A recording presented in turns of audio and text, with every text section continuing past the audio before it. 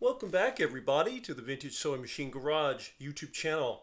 Today I'm making a video to show you a repair that I'm making to a sewing machine case tray that is holding and has held since the machine was made a long time ago. This of course is the Singer 99K that I have been working on to bring back. It was kind of a hard luck case, but I'm hopeful that it's going to come back really strong. But the reason you see this is the reason you may have seen it in an earlier video. I haven't made a video concerning case repair in a while, and so I thought I'd share this with you. So for those of you who've never seen the other videos, feel free to go back and watch those. What do you see in front of you? You see adhesive, a glue that I'm going to be using, and you see a dowel that I have cut, and then you see a little pad here. This pad is made of cork. You can also use pads that are made of felt, and you can use, the felt comes in polyester. They even still make, in the hardware store I go to, real wool felt. And the only reason I preferred that, I like wool over polyester, you know, when I'm wearing a sweater. But I also have noticed that when I originally bought these, I purchased them for the purpose of putting underneath chairs so they wouldn't make noise and scratch the floor in the dining room. And I noticed that when I use the wool pads, they seem to last longer than the polyester pads. I don't have a test or data on that. I'm just telling you that's why I like them. So, but in this particular case, because of how I've measured the distance of what I need, I am going to be putting in a this is actually cork, because I've also, you may have seen them before, they also make foot pads out of cork, and they have a little, they come on a sheet with adhesive. So I've actually got these cork pads I'm going to use here. Now, actually I don't think we need to lower anything here. What I'm going to do is I'm going to pull everything closer so you can see more of what's going on directly below here. So when you have let's lower the cam here so you guys can see a little bit better. When you have a sewing machine case, the cases from this period, which Singer made for many years, they have basically supports. And here's one of them right here. And they look like corner supports you might see in furniture. They're very strong. They're made of wood. And this particular case, just to point this out, I'll get I think the closest thing I have to point with is my oiler here. When you, give me my little dowel there. So when you look at cases, some carry cases have 4 dowels, one in each corner of the tray. So sometimes you'll see a dowel in the back, and then you'll see another one over here on the left, right? And of course, you also see them on the front. So if I come way over here and see if the cam will show it to you, you'll see this one here. Now this one sits, sometimes you may see them all the way over at the corner. But of course, this is the 3/4 machine. This is the machine, the 99K. So it actually is not as wide as the case is. And that's not unusual for machine cases. In any event, if you look closely, you'll see, now this particular support piece is original, and then it had like a little rubber cushion, for lack of a better word. And that's not a bad thing to have. Now, I could have simply measured, when I went in and measured from the base of this piece, this corner piece, I could have come all the way up to where you can see where the machine has been resting on the cushion right here. And I could have just measured it there. But having a cushion is a little nice. It's a little quieter. So whenever, you know, on the occasion you need to, say, oil your machine and you want to put it back down, you close it back down. It doesn't have to, you know, make a clapping sound. And you definitely want the machine to be quiet when you are sewing with it. Keep in mind that there's a little bit more movement or vibration with a Singer 66 or a Singer 99 or a 185. And there's nothing wrong with the machines, that's just part of their design. Some machines have more or less vibration than others. Now, So why do I have this one dowel? Because somehow, for some reason, the corner support, I'm going to shift the machine again, see if I can give you a better picture of what I'm talking about here. Let's come up and I'll show you. And if you look, if it's going to let you see it, actually I'm going to shift this again.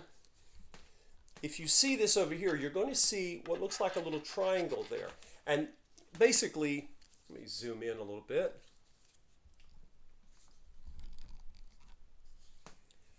What you're looking at, if I can actually get it to appear on the camera. Sometimes what I can see and what you can see with the phone camera is different. Okay, let's get ourselves in a better position. I'm going to tilt the machine up a little bit, move my dowel and my glue out of the way. Now, if you look in this corner, what do you see? In architecture, they call these ghost marks. If you've ever seen an old home which has been maybe being renovated and they have to remove old parts. If you notice, there's a line here, right? And then down below, there's an angle. That's the corner piece that is missing. It wasn't, flopping around in the tray. It just didn't exist. I couldn't find it. It was long gone. But that's okay. Now, I have not cut this dowel in the shape of a corner. I think this was another example of Singer's over-engineering, just to their credit. But for my purposes, I have simply taken a square dowel, and I want to say, it says made in USA. This is, I believe this was, I'll have to go back and look at the actual measurement of this. If I were to measure this, I would say it's probably 5/8. It's my best guess, about 5/8. Now, you don't want to get too large because, and I'll show you in a minute why. So what are we doing? The first thing we're going to do is get our tray to lay a little more flat than what it has been willing to do for me. Now, the goal here is to replace the original corner piece with this dowel. I've done this before on other machines. Now, this is, by the way, this tray was sanitized. It doesn't look very clean because it's stained, but I'm not concerned about the stains. All right, so what am I going to do? I'm going to be gluing this dowel into the corner, like that.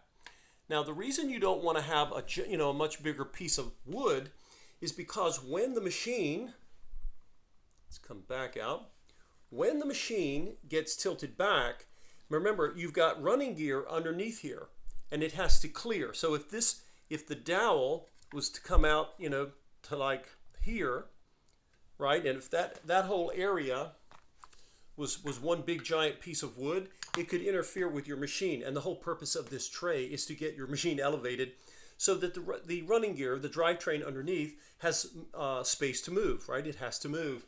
So that is the plan. So what I'm going to do here, I'm going to take the dowel and I'm going to glue it in place.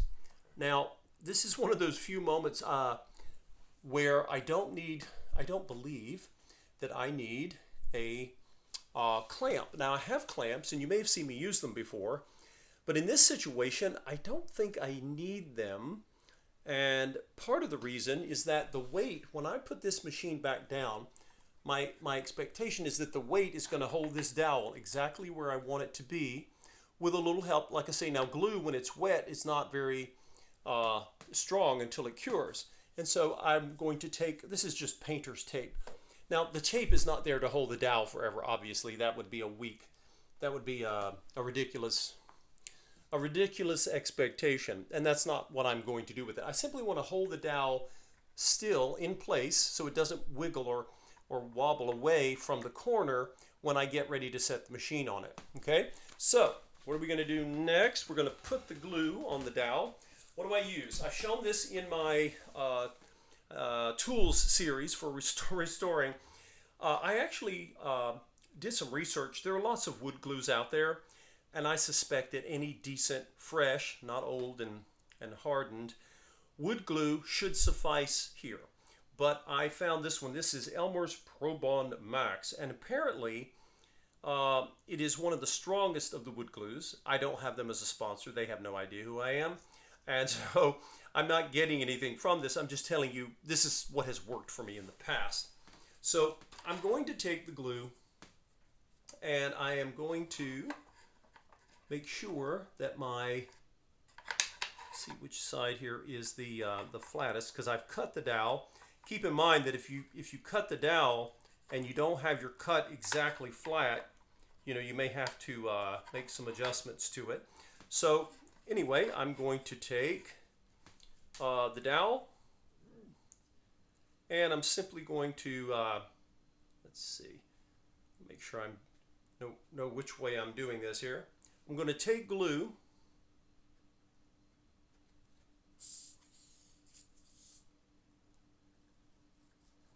and any of you who have ever worked with glue know that, well, I wonder why the glue's not coming out, and it could be because the glue has not been used in a while. And I want to be careful of squirting it, because if I do, I could end up squirting it into my face, much like ketchup in a plastic bottle squirts out. That's why I don't buy ketchup in plastic anymore. Anyway, so yeah, I've got a little bit of a issue here with the glue. Let's try it once more. I'm looking to see, yeah. Now this glue is still good, but it hasn't been, I haven't used it in a while. So, oh, there it comes, look at that. Starting to come out. So I'm going to take the little cap off here. Yeah, the glue is perfectly fine, but I think my cap, I'm going to rinse it under hot water because it's a little not fully dried there, but it's kind of getting, well, if you've ever dealt with these glues, you know what I'm talking about. So I just grabbed one of the tools out of my my little I think this tool may have been originally sold to people to do, I don't know if they were like filing their nails or what it is, but it's a great little tool that I use. And you can see what I'm getting out here. Just, you know, just clumpy old glue. Fortunately, I haven't lost the whole bottle. I sealed it pretty good when I last used it, but you know, this is one of those things that we have the latest technology in history, and we're coming up, you know, on a new year here. And yet, holy cow, we still have problems with glue staying fresh. So I'll take this, put it under the sink, and run some hot water, get it all cleaned out, and we'll hopefully be back in business. Okay, everyone. I think I did okay. I got most of the goop out, and anyway, we will find out if this bottle of glue wants to cooperate. Again, I know that sometimes, you know, the old expression, perfect is the enemy of good enough. And again, if you have wood glue that is not old, it's fresh, it should function just fine for you. Again, you can use a small C-clamp to hold this piece in place. In my experience, I've had times when I needed a C-clamp, but in this situation, no, I'm actually okay with this little method I'm going to use that you'll see. Let's see here. There we go. All right, so what am I doing? I'm going to put glue on this side and this side of the dowel. So let's get a little zoom here, because I'm going to be working down in the corner there. Let's see if we can maybe move our camera's angle just a bit for you guys. Okay, so again, I just want to do two sides, and it helps if you pull the lid back out. Okay, so I'm going to do this side, and I'm not going to flood it with glue. I don't think I need to do that.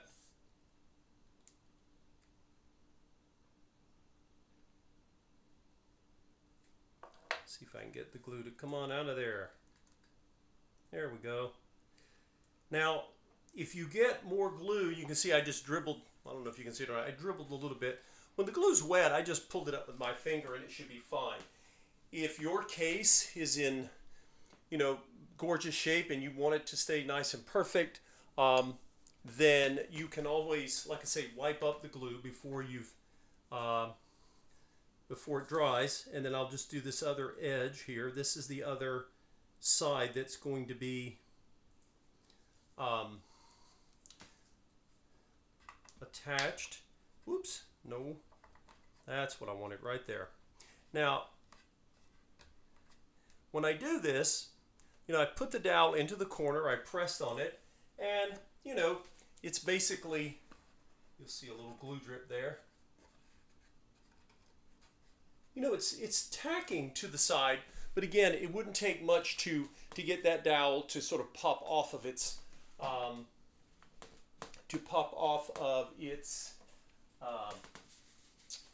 position there in the corner. So what I'm going to do to sort of encourage it not to go anywhere. Oh, you know what? I forgot. What did I forget, everyone? Did I forget something? I sure did. What about the bottom? It might help to put some glue on the bottom, of course. Now, I just put the glue on here. It's still wet. This glue doesn't set nearly as fast as, say, your super glues do. So I think in other contexts, they call this working time, right? So I had time to put it back. Didn't hurt anything. Now I've got glue. Now, could I have put more glue? Maybe, but I think this is a healthy dose. It just needs, now by the way, the tray has been drying for days now since I wet it down with, I moistened it with the hydrogen peroxide to get rid of the funky smell. Now, what do I have here? I have a couple of, these are a couple of the foot pads that are made of cork. They're fairly small, and I glued them together in the past for something, and they just happen to be exactly right for what I need. Why? Because when I have these, and you can measure these, take a fine straight edge and measure this. You want to measure that the height of your pad on your dowel matches the height of the other dowel's pad. This right here, okay? Come here. Hold still, camera. Right there, okay? So that your machine is level, okay? So what do we have left to do here? Let's take a look. I just need to put a little dollop of glue on my cork pad. Don't need a lot.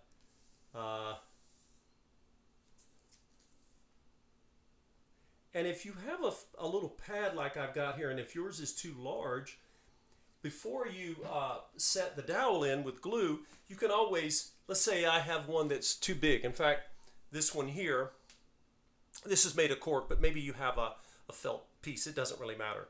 But notice that's bigger than the dowel. Now, the machine will rest on it just fine.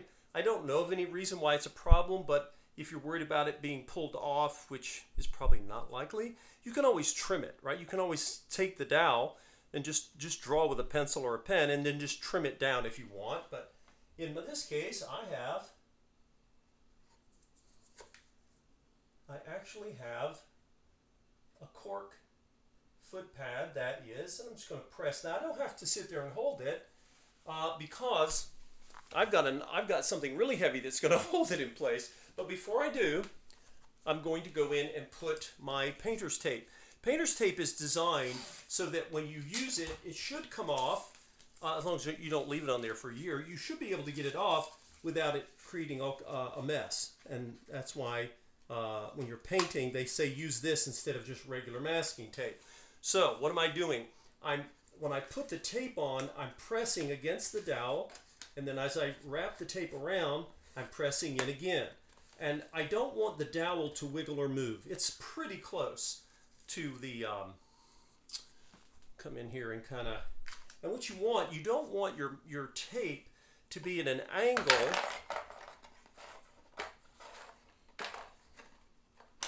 You don't want your tape to be, let's try that again. You don't want your tape to be coming in at an angle, right? You don't want it like that, okay? You want it to be so that you have loud enough slack so that the tape can basically follow the right angle of your dowel, okay? won't be perfect, but you want to do that because that's nice and snug there. We're holding the dowel in place. So there's just one thing left to do now.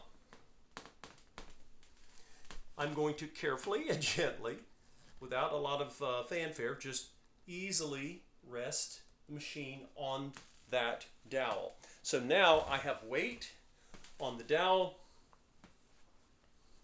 I have pressure on the dowel, mostly from the tape, to be honest, but that is as awesome as any. I'm going to move the cam down for you guys so you can get a better view now. That is as good as any clamp that I could put on there. Now, we're not finished yet, or are we? What's one thing we need to check, everyone? So, there are a couple of options. When you look at the back of the machine, in fact, I'll spin it around here. Let's come down, and I need something flat. Well, I can think of the perfect thing for this. So when we're looking at a machine's leveling, we want to make sure that it's relatively level with the case. Okay? So now the back of the machine, it is fairly level everywhere it sits. However, you know, it's not, you can see it's pretty level with this plate. However, let's look at the other side, right? It almost looks as if it is listing, because it is. And this is a way you can check to see if the machine is you basically want the bed of the machine to be as flush or level with the edge of your carry case as possible. Now, if you have to err, you would rather err and have it slightly, as slight as possible, slightly above this edge, but you don't want it below. Now, who can tell me why? You guys, if you know this machine, remember it's a top-loading bobbin, but what happens when you go to put your bobbin plate back on, right? The bobbin plate slides, and it's designed, we'll reinstall it in a different video. I've reinstalled these before on videos. It's one of those weird plates, but it's not hard to do once you know how. But let's say that the plate's already on there, and I need to pull it out to the left to get to my bobbin. Oops, look at that. And if you have a machine that does this, you think, oh no, I've literally had people think that there was something broken with their plate because they couldn't get it off, only to find out that we all have these moments. Don't feel bad if it happened to you. It's being blocked by the edge of the case. Why is it being blocked? Because the machine is not sitting high enough compared to, right? So we want it higher. And how are we going to do that? Well, machines over time, and the pads that sit on top of those dowels over time, they basically, you know, they flatten out a bit. So if let's just take, and I'm going to carefully do this, I don't want to scratch my machine here, but notice I have the same issue here, right? Now I could take something else, a straight edge, but again, the plate is the main thing I'm worried about. It wouldn't really hurt too bad, but there is an edge here. What if you've got fabric and you're trying to feed it and sew your project there? So you'll notice that this plate is flush with the edge of the case. Well, that's not going to work, right? The plate has got to be just above the edge of the case, just above. I mean, not higher than that. So we don't want our machine to be sort of, you know, like a ship where it's higher up on the right or the left. So what can we do? In the next video that I make on this machine, after this dowel has dried, if you have already put a dowel in your machine, fear not, you don't need to take that out and do that again. That's what I love about these pads.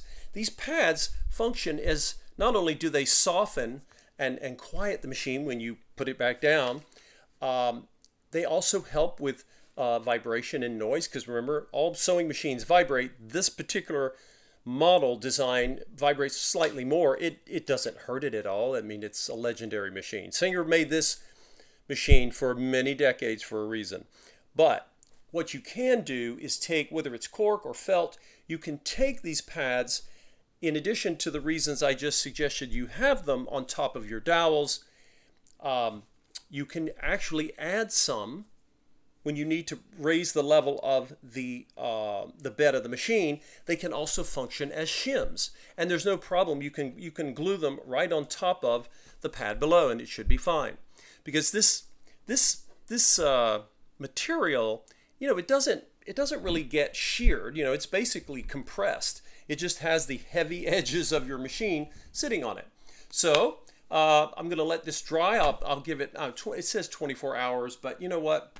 We'll give it 48 hours. It's no big deal. And then once the dowel has been glued back in place, we will take a look at getting this machine finally leveled so that the person that adopts this little rescue, when they go to sew on it, they're not going to be frustrated because things are either catching on this edge or they can't get the plate to move.